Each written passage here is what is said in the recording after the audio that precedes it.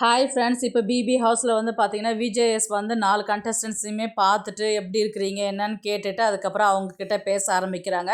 எப்படி இருந்தது இந்த ஃபீலிங், உங்களுக்கு எப்படி இருக்குது அப்படின்ற மாதிரி 4 பேர்கிட்டயுமே கேட்டாங்க. ஓரளவுக்கு ஜாலியாக இருக்குது அப்படின்ற மாதிரி வந்து விக்ரமும் சபரியும் சொன்னாங்க.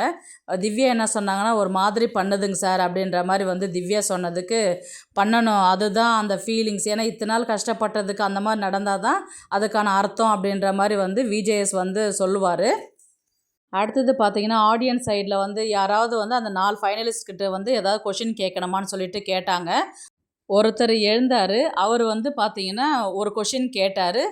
இந்த இந்த வீட்டில் வந்து மற்றவங்கள பார்த்து நீங்கள் அவங்கக்கிட்டேருந்து என்ன கற்றுக்கணுன்றது நீங்கள் விரும்புகிறீங்க அப்படின்ற மாதிரி அவர் கொஷின் கேட்டார். ஃபஸ்ட்டு விக்ரம் தான் எழுந்துக்கிறாரு. விக்ரம் எழுந்து என்ன சொல்கிறேன்னா, நான் திவ்யா தான் அட்மையர் பண்ணுறேன் நான் அப்படின்னு சொல்லிட்டு சொல்ல ஆரம்பிக்கிறாரு. அவங்க எல்லா விஷயத்துலையுமே வந்து ஃபஸ்ட்டு ஸ்ட்ராங்காக இருந்திருக்கிறாங்க. அவங்களாவே இருக்கிறாங்க. அவங்க நம்புகிறாங்க. அது வந்து எனக்கு ரொம்ப பிடிச்சிருக்குது அப்படின்னு சொல்லிட்டு விக்ரம் சொல்கிறாரு. நெக்ஸ்ட்டு வந்து அரோரா தான் வந்து பேசுகிறாங்க. அரோரா வந்து பார்த்திங்கன்னா ஆதிரை தான் அட்மையர் பண்ணுறேன் அப்படின்ற மாதிரி பேசுகிறாங்க. அவள் வந்து பார்த்திங்கன்னா ஈஸியாக ஃபர்கிவ் பண்ணிடுவா. இங்கே யாரும் பேட் பீப்புள் கிடையாது, பேட் சாய்ஸ் தான். அவங்களுக்கு சான்ஸ் கொடுத்தா தான் பேட் பீப்புள் வந்து குட் பீப்புளாக வந்து மாறுவாங்க. ஒருத்தரங்களை நம்ம மன்னிக்கிறோம்னா திரும்ப அவங்கள நம்ம சந்தேகப்படக்கூடாது. அப்புறம் அது மன்னிக்கிறதுக்கு அர்த்தமே இல்லாமல் போயிடும்.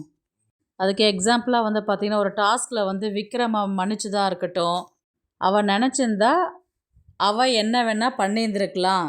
ஆனால் அவர் சாரி கேட்டதுனால அவள் மன்னிச்சு விட்டுட்டா. அவங்கள மனசார மன்னிச்சு மறுபடியும் ஒரு செகண்ட் சான்ஸ் கொடுக்கறது, அது நான் அவகிட்டேருந்து நான் பார்க்குறேன் அந்த விஷயத்தை அப்படின்னு சொல்லிட்டு அரோரா வந்து சொல்கிறாங்க. அரோரா சொன்ன விஷயத்தை பற்றியும் விக்ரம் சொன்ன விஷயத்தை பற்றியுமே உங்களுடைய கருத்து என்னன்றது ப்ளீஸ் பதிவு பண்ணுங்கள். தேங்க்ஸ் ஃபார் வாட்சிங்.